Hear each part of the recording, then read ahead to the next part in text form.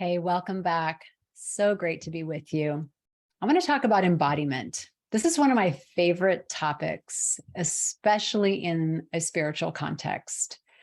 We seem to prize spirituality, astral traveling, getting out of our body, getting out of here as something more spiritual than our body. And that's leaving our body out of the equation.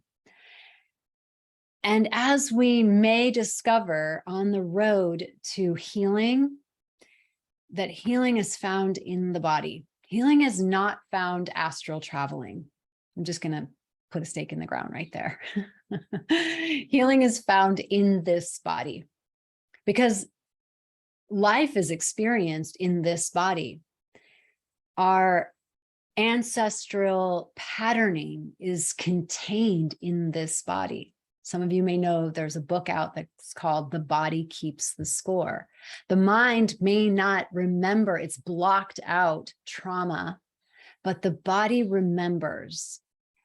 And that can explain a lot of aches and pains and dysfunctions inside the body because it's carrying a wound, a frequency of something that occurred in the past or to your ancestors that you don't know or have blocked out.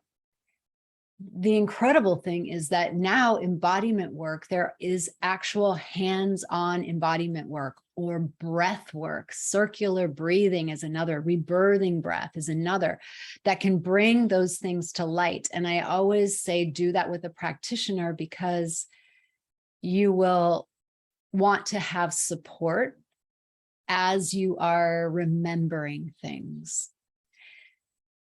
And not always is remembering required, meaning the exact details of something, but certainly the feeling remembering, like remembering the feeling, whether we attach it to a story on a timeline is not as relevant as feeling.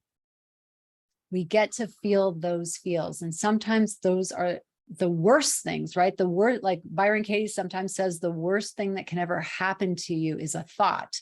I would say the worst thing that can ever happen to you is a feeling, that thought creating a feeling, or just that wound that lives inside your body that when you feel it, it brings up all these emotions for you and you have no context for it. You don't remember.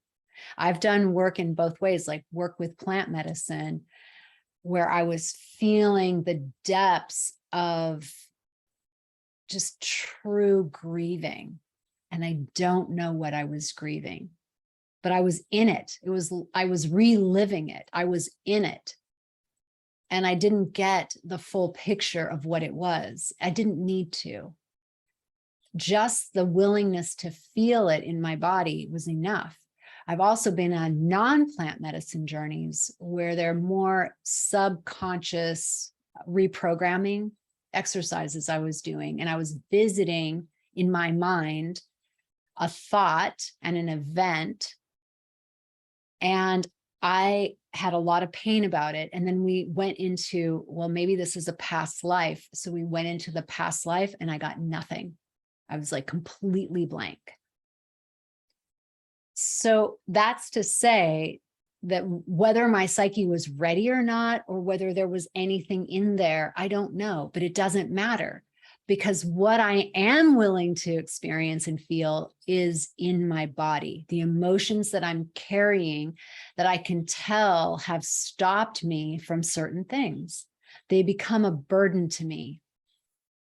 And it causes certain behavior. It causes compensatory behavior. So your compensation for that pain could be alcohol or drugs or exercise, or you're becoming a fitness model, or you have all kinds of like procedures done to your face to look perfect. And those things, each of those things, other than the addictions of alcohol and drugs, but each of the things in and of themselves, I mean, even alcohol in and of itself, even taking certain drugs, there are certain drugs that are man-made that are they have no energy return to them, but like, let's say mushrooms, or let's say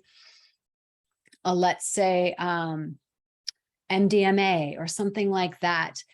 Those things in and of themselves are not wrong.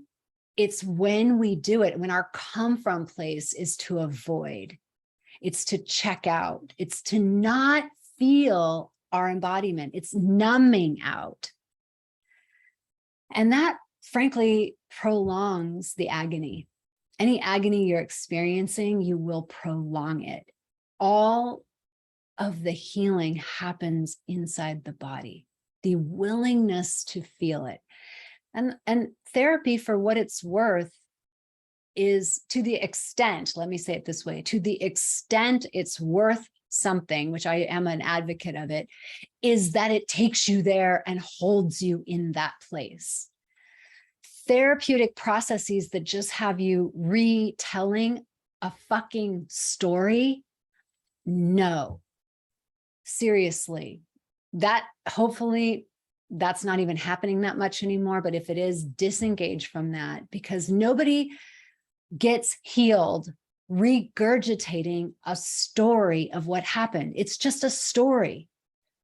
If we drop the story, and that could be like a way of not feeling the thing, and we go in and feel the thing, that's where the real healing work happens. And that is with our embodiment. We really, that's the joy of being in a body. I want to say that. I want to put a stake in the ground for that.